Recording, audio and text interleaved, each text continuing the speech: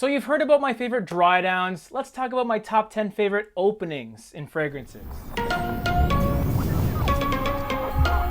So what's an opening about? Depending on the fragrance you're wearing, the opening is usually the first 1 second to 5-10 minutes of a fragrance's lifespan. Basically, it's your fragrance's first impression. I've selected my top 10 favorite openings in my collection, and just like my dry down video, which you can check out up here, I try to have a nice mix of a designer and niche fragrances. At number 10 on this list is TERRE d'Hermès Eau Très Fraîche. Hermès makes some very good citrus-based fragrances, thanks to Mr. Jean-Claude Ellena. While the original Terre d'Hermès had a dirty orange quality because of citrus and vetiver, Terre d'Hermès Eau Très Fraîche freshens it up, believe it or not, with added grapefruit and lemon, and they take out the vetiver, but still keep a little bit of an earthy quality with the use of geranium. The one word I would describe this opening is uplifting. It can really brighten you up with how bright the citrus is. But it's only number 10 because the Terre d'Hermès line, even though it's fantastic, the more inexperienced noses may be a bit thrown off by the composition. And even though this is overall more wearable than the original Terre d'Hermès, it's still not for absolutely everybody. Number 10. The number 9 fragrance on this list is a cheapie, and it's CK1 Shock. This one caught me by surprise because it smells nothing like CK1, which could be good or bad. The original CK1 was very popular, but it was a basic aquatic fresh fragrance. CK1 Shock, however, is a youthful, fresh tobacco, spicy sweet fragrance. The opening has some comparisons to La Nuit de l'Homme in the sense that it's sweet, but it has bite to it. In the designer realm of fragrances, you have to give it up to this guy, considering how cheap it is and how pleasant it is and how mass appealing it'll be. The only issue with CK1 Shock, and the reason I have it at number 9, is because it is for a younger guy. You can tell with the design of the bottle, with the whole graffiti theme, it's not for a classy guy, it's not for someone who's more mature, but the first impression that this fragrance gives you is undeniably nice. Yeah, boy. If I had to describe the opening in one word, it would be fun. This is a very fun fragrance. At number 9, CK1 Shock. At number 8, we have M7 Fresh by Yves Saint Laurent, a flanker of the famous cult classic M7. Yves Saint Laurent obviously added freshness to the original, making it even more wearable and even more pleasant. What I love about the opening on M7 is how quickly it goes into its marvelous blend of citrus and woods. Unlike other citrus fragrances that start really tart and then go somewhere different, this one just blends really nicely, to the point where it's kind of a borderline masterpiece, y'all. The only reason I have it at number 8 is because A, it's discontinued and super hard to find, and B, because the blend is so perfect and it happens so quickly, it doesn't go through some crazy evolution that you might expect with a high-end fragrance. Not saying that it's a bad or a good thing, but on an opener list, I kind of want a clear opening. At number 8, M7 Fresh. My number 7 favorite opening is Lemon Lime by Mancera. Now this is a clear opening. Mancera's Lemon Lime really hits you hard with super bright, vibrant lemon. I wouldn't quite say it's a lemon lime fragrance. It is more of a lemon bergamot fragrance. The citrus in it is so tart that it takes a little bit of a bitter quality, which I feel is very authentic because sour fruits are kind of bitter. They're not just pure sour. And of course, after the opening is done, it does get a bit more masculine and smells sort of close to an eau de cologne from back in the day, but that helps highlight the really vibrant, beautiful opening. The only reason I have this at number 7 is because some people will say that this has a lemon pledge type of smell. I can sort of see that, especially if you smell it up close, but I interpret it more as a tart lemon candy. So it's harsh, but I appreciate the harshness. I find it very authentic and a compliment getter as well. And that was number 7. Lemon Lime. Just missing the top 5 from the House of Chanel, ALLURE Homme Edition Blanche. Now, not only does this opening differ from the dry down, but it goes through a beautiful transition fairly quickly as well, where it starts with this beautiful bright lemon, and it's quickly joined by a creamy vanilla that just marries itself to that vibrant, zesty lemon. It's hard to determine whether or not it's an opening or just a really fast mid, but whatever it is, the first 5 minutes of this fragrance is a real joy. You can sense the changes happening in real time, and it makes it really creative as well. Because normally lemon isn't really paired with vanilla in this manner, but it's done with simplicity, so it's not muddled with a bunch of other notes, and the quality in here is undeniable. The only reason I have it at number 6 is because my top 5...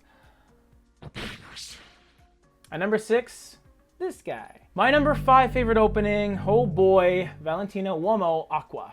I'm secure enough in my masculinity to wear the note of iris. The DIOR HOMME line and the Valentino UOMO line, they tend to showcase the note of iris pretty well.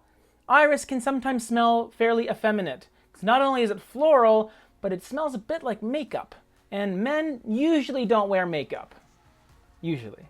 Oopsie! Oopsie! What's great about UOMO ACQUA's opening is you don't get a predictable blast of citrus. Although there's a touch of it there, the freshness comes from a vibrant tomato leaf accord. And when I first smelt it, I couldn't even really point it out. I just knew it was something special. And it was different from DIOR HOMME Sport and DIOR HOMME Eau. I just didn't know what was making it different. I just knew I really loved it. Unfortunately, UOMO ACQUA does suffer from longevity issues, but in this video we're just talking about openings, so let's keep it positive here.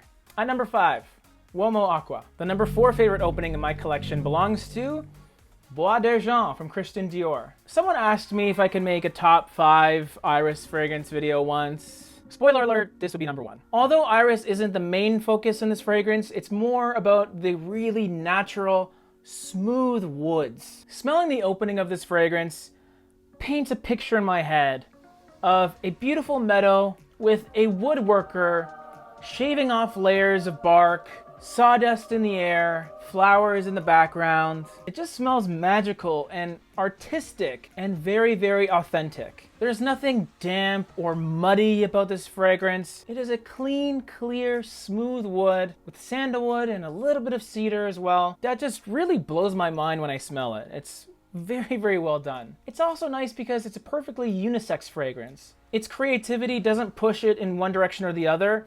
It just lives in and of itself, and it can be enjoyed by anybody. When the fragrance starts to dry down a little bit, it can get a little bit talcum powder smelling, which I don't mind at all, but some people do complain about. But again, it's about the opening. Number 4, Bois d'Argent. My number 3 favorite opening in my collection is, sorry about it, Bleecker Street by Bond Number 9. You may call this synthetic because it's a Bond Number 9, or because people say it online all the time, so you must assume it's true. Well, here's what I'm gonna say. I love the opening. It is so cool and refreshing. I get beautiful, freshly rained on grass and luscious blueberries all in one fragrance. That combination may sound a bit strange, but trust me, it is such a refreshing fragrance that really just makes me so happy every time I smell it. Although I love the dry down on Bond Number 9, the green quality does get pretty prominent. It's all about that watery freshness off the top that just always does it for me. It's one of those fragrances that when I pass by,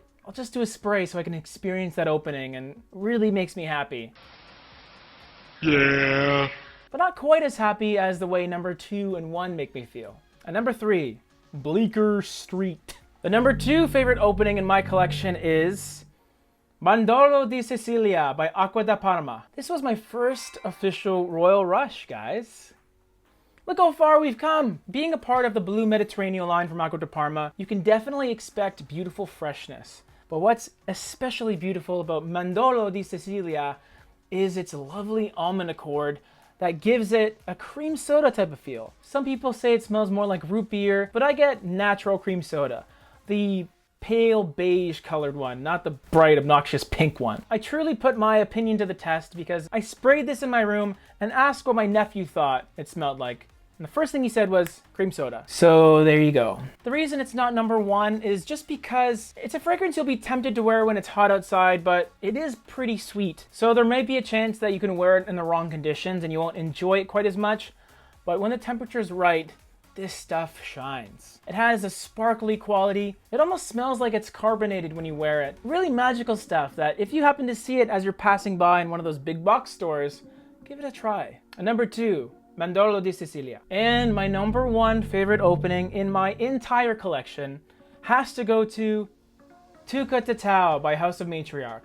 This is a stunning fragrance. Never have I smelled such a beautiful medley of tropical fruits that smelled so real that I feel like I could pick them out of the air and have a munch. We're not talking basic fruits like cantaloupe and orange. This is beautiful, juicy passion fruit, mango, creamy coconut, and stunning floral ylang ylang, which is one of my favorite summer floral notes. People are quick to label certain fragrances vacation in a bottle. In a way, I feel that description would do this fragrance a disservice, because this doesn't smell like a typical vacation at some whack resort that you found on Groupon. The opening on this gives you an aroma that reminds you of a place that you'd want to smell on your honeymoon vacation, for example. Beautiful, mouth-watering, uplifting notes that come together into the best opening in my entire collection. At number 1, TOUKKA Tatau. What a highly subjective list this was. In the grand scheme of things, an opening